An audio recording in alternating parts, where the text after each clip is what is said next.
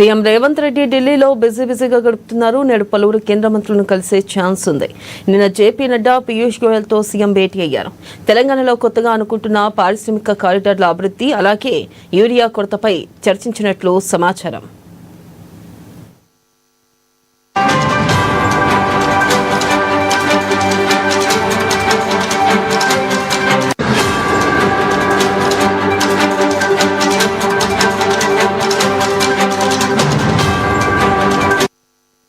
Breaking news చూస్తున్నాం. CM Revanth Reddy ఢిల్లీలో బిజీగా గడుపుతున్నారు.